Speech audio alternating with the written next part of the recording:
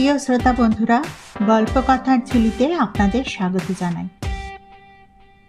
অন্যদিনের মতো আজকেও আমি আপনাদের শোনাবো একটি নতুন ভৌতিক গল্প। গল্পটি লিখেছেন জীবন সরকার। গল্পের নাম সেই লোকটা। শুনতে থাকুন, আর বাড়ির ছোটদের এই গল্পগুলো শেয়ার করে শোনাতে কিন্তু ভুলবেন না।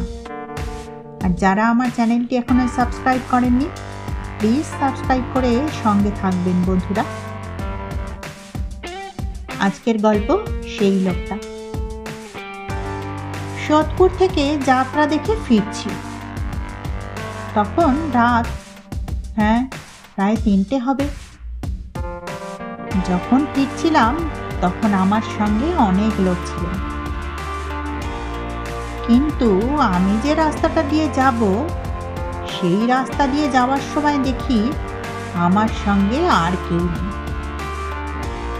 সবাই তার আগেই অন্য অন্য রাস্তা দিয়ে বেঁকে যে যার গন্তব্যস্থলে চলে গিয়েছে।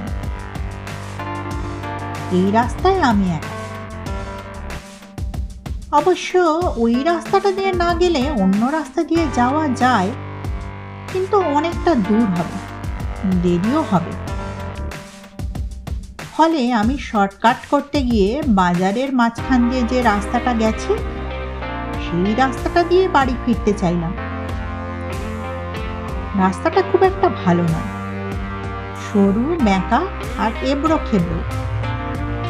2 দিন আগে বৃষ্টি হয়ে গিয়েছে, কাদায় বড় পিছল।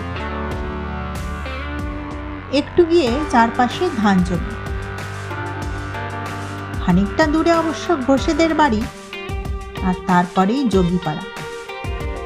ওই পাড়াটা ছাড়াতে পারলে আমাদের বাড়ি। আমি হাঁটছি, কিন্তু মনের ভেতর তেমন সাহস নেই। এমনিতেই সারা রাত ঘুমাইনি, তার উপর যাত্রাপালাটা ছিল হানাবাড়ির রহস্য। এই হানাবাড়ির চমৎকার পালা দেখে আমার মনের মধ্যে কেমন যেন একটা ভয় হয়েছিল। সেই লোকটার চেহারাটা ছিল কেমন যেন বিদঘুটে, কথাটাও তেমনি। একটা চোখ ছোট, গালে প্রকাণ্ড একটা টিউমার, নাকটা বিশাল লম্বা, চুল মেয়েদের মতো বড় বড়। সেই লোকটা একটা আলখেল্লা পরে পুরো স্টেজে ছুটোছুটি করছে, আর মাঝে মাঝে হুঙ্কার দিচ্ছে। স্বাভাবিক কারণেই মনের মধ্যে একটা ভয় জমা হয়েছিল ওই পালাটা দেখার পর।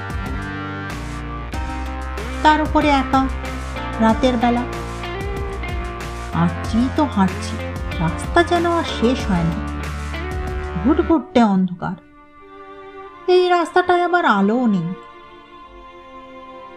একটু দূর এগোনোর পর একটা লাইট পোস্ট আছে, কিন্তু আমার পা যেন আর সরতেই চাইছে না। পাশে ধান ক্ষেতের মধ্যে দিয়ে কি যেন একটা সনসন করে চলে গেল। আমি আটকে উঠে থমকে দাঁড়িয়ে সেদিকে দেখতে লাগলাম। কি যেন একটা চলে সোজা গাছগুলোকে নাড়িয়ে চাড়িয়ে দিল। ক্ষেতের মধ্যে কি যেন একটা ডাকছে, অনেকটা ব্যাঙের ডাকের মতো। ঝিঁঝি পোকার ডাকও শোনা যাচ্ছিল। জোনাকিগুলো জ্বলছে আর নিচ্ছে। কোথায় যেন একটা শিয়াল ডেকে উঠল। আমার সারা গা ভয়ে শিউরে উঠল। কেউ যদি এমন অবস্থার মধ্যে না পড়েন কখনো, কেউ বুঝতেই পারবেন না যে আমার তখন কেমন অবস্থা হয়েছিল। আমার সারা গায়ের লোম খাড়া হয়ে হিম হয়ে গেল। আমি ভূত বিশ্বাস করি না, তাই ওগুলো কিন্তু আমার মনের মধ্যে এলো না। তাই আবার পা ফেললাম, কারণ আমি জানি ভূত বলে কোথাও কিছু নেই, ওটা মনের ভুল মাত্র। সুতরাং এই সময় আর ওগুলো বিশ্বাস করা উচিত না। এখন চাঁদে মানুষ যাচ্ছে, নিত্য নতুন কত কি গবেষণা হচ্ছে, আর এখন ওইসবে বিশ্বাস ইচ্ছে হয়। কিন্তু আমার আজ তাহলে এত ভয় লাগছে কেন? পা দুটো অবশ্যই আসছে কেন? মনে হচ্ছে যেন আমার শক্তি শেষ হয়ে যাচ্ছে। আমি কাঁপছি, কিচ্ছু বুঝতে পারছি না। এটা কি একা থাকার জন্য, আর ওরকম একটা যাত্রাপালা দেখে আসার জন্য? জানি না, দূরে একটা শেয়াল ডেকে উঠল। এখানে কোনোদিন শেয়াল আছে বলে তো জানি না, কোথা থেকে এলো? হুশ করে একটা শুয়োর গুঁতগুত করে ধান ক্ষেতের মাঝখান দিয়ে ছুটে গেল। ওর পেছনে মনে হলো যেন হাজার বাচ্চা মিছিল করে পেছনে পেছনে যাচ্ছে। এতগুলো বাচ্চা হতে পারে নাকি? বাপরে, ভাবা যায়। কিন্তু ওই শুয়োরটা মনে হলো যেন অন্যরকম। এত কালো আর এত লম্বা হয় নাকি শুয়োর? কোনোদিন তো এই জায়গায় এরকম শুয়োর আমি দেখিনি। এত শুয়োর যদি এই জায়গায় থাকতো, আমার কি চোখে পড়তো না? আমি তো এই এলাকারই ছেলে। আর এই ব্যাঙের ডাকটাই বা কিরকম, কি বিশ্রী। আমি সাহস করে হাঁটতে লাগলাম। বাড়ি তো আমাকে পৌঁছতেই হবে। আকাশও যেন ভেঙে আসছে, মনে হয় বৃষ্টি হবে। কোনো রকমে জোর করে পা টেনে টেনে লাইট পোস্টের কাছে এসেছি। এসে দেখি একটা বেজায় লম্বা লোক, লাইট পোস্ট থেকেও অনেক লম্বা। বুঝতে পারছেন? লাইট পোস্ট থেকেও অনেক লম্বা। বাল্বটা পরিষ্কার করছে। যে বাল্ব লাগাতে মই ব্যবহার করতে হয়, সেই লোকটা নিজে তা হাত দিয়ে পরিষ্কার করছে। এখনকার মানুষ লম্বা কত হয়? 6 ফুট, এর ওপরে তো হয় না। এই যে দেখছি বিশাল লম্বা একটা লোক। আর এই এলাকার লোক যদি হয়, আমি কখনো একে দেখিনি। কেমন করে হতে পারে? লোকটার মুখটা কিন্তু দেখতে পাচ্ছি না। তবে কি বাল্বটা সে চুরি করছে? আমি মনের মধ্যে সাহস এনে জিজ্ঞাসা করতে চাইলাম, কিন্তু আমার মুখ দিয়ে কোনো কথাই বের হলো না। সমস্ত কিছু গুলিয়ে যাচ্ছে। ল্যাম্পপোস্টের পাশেই একটা বাড়ি। ওই বাড়িটাতে কেউ থাকে না। ওই বাড়িটাকে বলে ভূতের বাড়ি। ছোটবেলা খেলতে খেলতে কতবার ওই বাড়ির ভেতরে ঢুকেছি।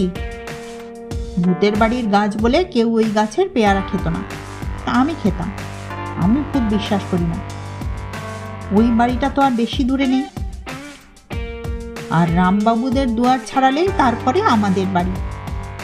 আমি সাহস করে আবার তাকিয়ে দেখলাম। দিব্যি লোকটা এক মনে কি যেন করছে। লোকটা তো নয়, যেন একটা তাল গাছ। আমি জিজ্ঞাসা করতে চাইলাম যে তুমি কে, কিন্তু আমার মুখ দিয়ে কোনো কথা বের হলো না। আমি যেন কেমন হয়ে গিয়েছি। আমার শরীর কাঁপছে, পা দুটো থরথর করে কাঁপছে। আমি কি ভুল দেখছি? চোখটা মুছে আবার ভালো করে দেখলাম। না, ওই তো বড় তাল গাছের মতো লম্বা মানুষটা দাঁড়িয়ে কি যেন করছে। কিরকম যেন লোকটা। আমি অনেক কষ্টে বললাম, তুমি কে, কি করছো? অস্ফুট স্বরে শব্দ বের হলো, কিন্তু আমার মনে হলো আমি বেশ জোরেই বলেছি। লোকটা একটা হুঙ্কার ছাড়লো, অরুণ তুই বাড়ি চলে যা, বেশি কিছু যদি বলিস তোর মুন্ডে ছিঁড়ে নেব। ওই লোকটার মুখে আমার নাম জেনেই আমার আত্মারাম খাঁচা ছাড়া হয়ে গেছে। আমি আর যেন এই পৃথিবীতে নেই। আমি ঘুরতে লাগলাম, আমার মাথা ঘুরছে, সব কিছু ভুলে গেলাম। কেবলই শুনতে পাচ্ছি, অরুণ ভালো চাস তো বাড়ি চলে যা, নয়তো মুন্ডু ছিঁড়ে নেব, বাড়ি যা। শব্দটা আমার চারপাশে যেন গম গম করে উঠল। কেবলই সেই কথাটা শুনতে পাচ্ছি। আমি কোনো মতে দৌড় লাগালাম একেবারে, কিন্তু একটু দূরে গিয়েই ধপাস করে পড়ে গেলাম। তারপরে আমি আর কিচ্ছু জানি না। জ্ঞান ফিরতে দেখি আমি হাসপাতালের বেডে শুয়ে আছি।